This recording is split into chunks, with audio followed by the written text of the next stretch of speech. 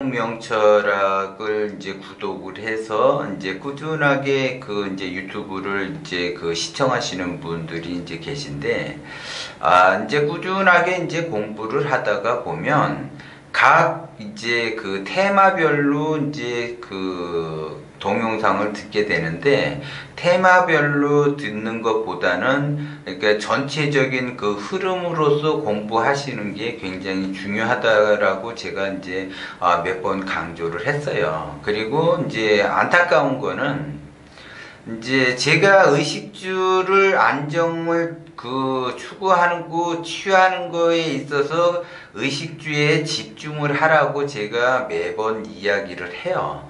그러면 기본적으로 이제 의식주 안정을 추구하기 위해서 자기 나름대로 부단히 이제 노력을 해. 그 이제 노력을 한 다음에 이제 노후를 준비하기 위해서 나름대로 이제 종잣돈을 가지고 목돈을 마련을 해서 대부분 이제 부동산에 투자를 한다라는 거죠. 그러면 그 부동산 투자에 있어서 성공하려고 하면 기본적으로 부동산 풍수에 대해서 좀 알아야지 된다라고 제가 엄청나게 많이 강조를 했어요. 그런데 이제 얼마 전에도 이제 그분이 오셨는데, 부동산이라고 하는 거는 큰 흐름을 먼저 볼 줄을 알아야지 되는데, 남들이 부동산을 해서 얼마 벌었더라, 뭐 얼마를 그 차익이 남겼더라, 누가 어떤 거를 샀더라, 뭐 이런 얘기를 들으면 나도 부동산을 사야지 되지 않나. 이제 이렇게 생각을 해서 이제 투자를 해요.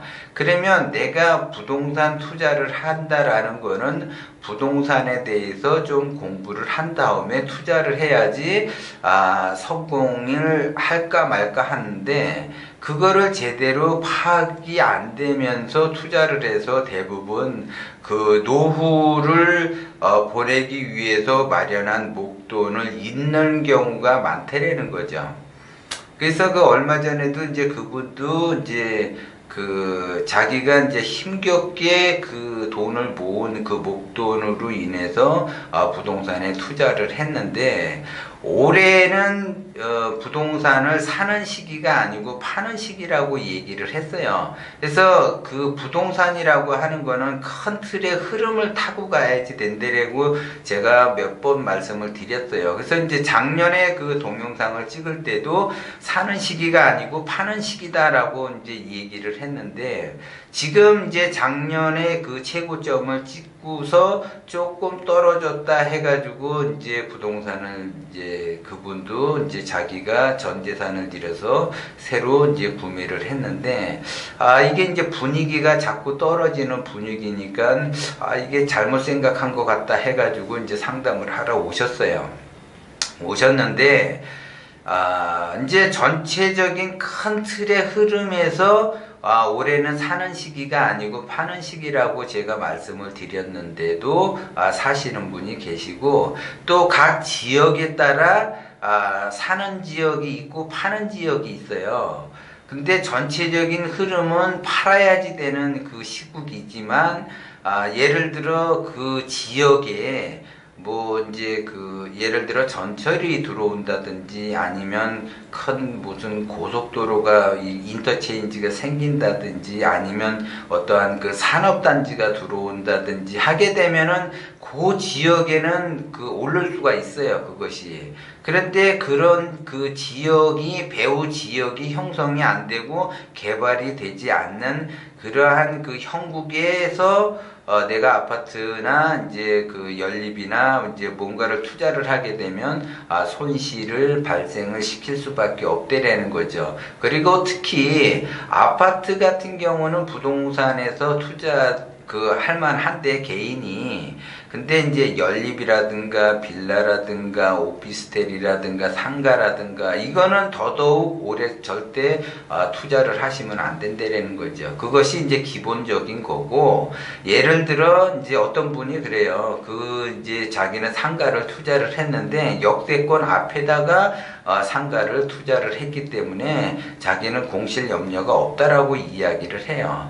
그러면 역세권 앞에 상가를 분양을 한다 한다고 하면 그 역세권이라는 부분을 이미 감안을 해서 분양 가격이 굉장히 높다라는 거죠. 만약에 여기 없다 그러면 분양 가격은 낮아지는 거고, 여기 있음으로 해서 분양 가격은 오른다라는 거죠. 그런데 여기 있다고 해서 무조건 상가를 분양을 받게 되면 제가 안 된다라고 분명히 말씀을 드렸는데, 그렇게 투자하시는 분이 계셔. 그리고 자기가 정해서 어쨌든 투자를 해야지 될 곳과 투자를 하면 안 되는 곳이 있는데, 투자를 해야지 될 곳, 그 부동산이 죽어 있는 상권이라든가 부동산이 그 죽은 곳을 잘 찾으셔가지고 그거를 내가 치료를 해서 다시 활성화를 시킨 다음에 팔아야지 나한테 이득이 되는 거고,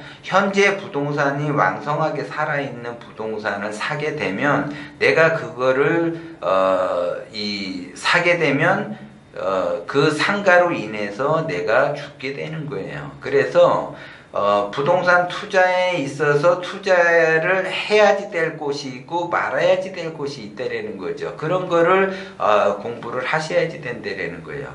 그냥 무턱대고 예를 들어 저기는 싸게 나왔어, 아니 저기는 비싸게 나왔어, 그거에 그 가치를 두시면 안 된다라는 거고, 저기는 역세권이야, 그렇기 때문에 뭐 공실은 전혀 발생하지 않아, 이러한 구조가 아니에요. 그것이 투자를 한다고 하는 것, 가치를 올린다라고 하는 거는 지금 현재 가치가 떨어져 있는 거를 사서 그 가치를 내가 좋게 만들어 가지고 다시 팔아야지 거기에 그 이득이 많이 발생이 되는 거라는 거죠.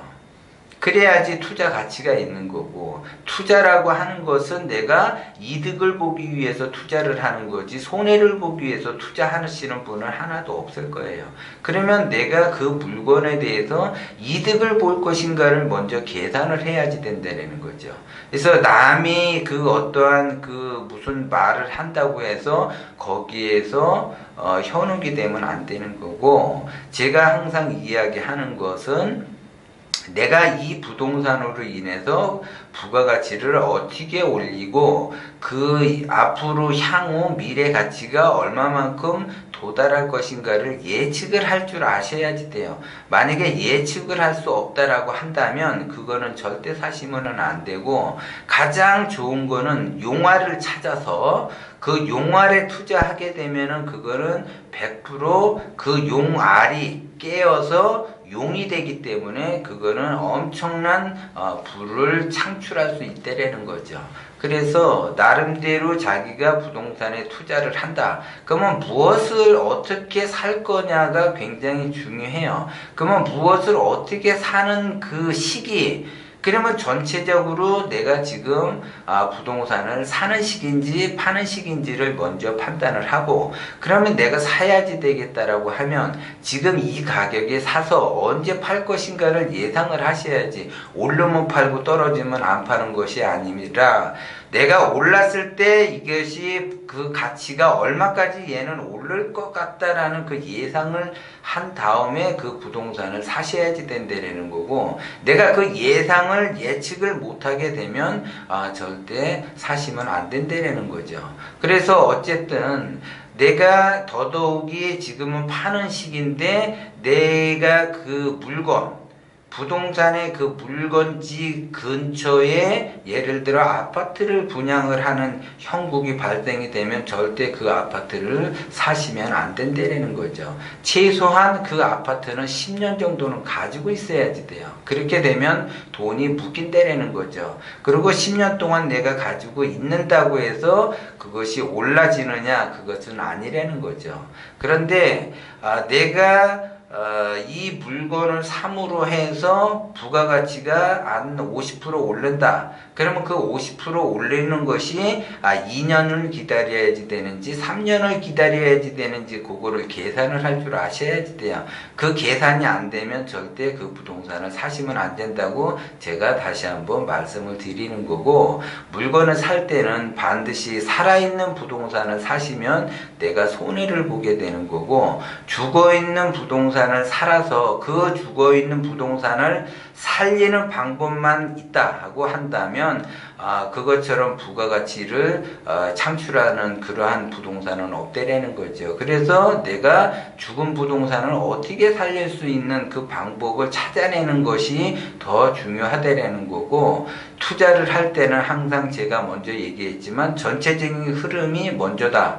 이것이 사는 시기인지 파는 시기인지. 그래서 올해는 파는 시기지 사는 시기가 아니다라는 것을 다시 한번 말씀을 드리고, 지역에 따라 살 곳이 있고 사지 말아야지 될 곳이 있다라는 것도 여러분들이 아시고, 국부적으로 요 지역에서는 조금 사둬야지 될 것인가, 아니면 요 지역은 사면은 안 되는 지역인가, 그 지역 부분에 있어서도 잘 보고 판단을 하시고, 내가 어렵게 그 말년을 지낼 노후 준비하는 그러한 자금을 하루아침에 잃는 경우가 굉장히 많기 때문에 제가 다시 한번 말씀을 드리고, 내가 어렵게 모은 재산을 제대로 지키려면 제대로 공부해서 제대로 투자를 하셔야지 된다는 걸 다시 한번 말씀을 드리는 거예요.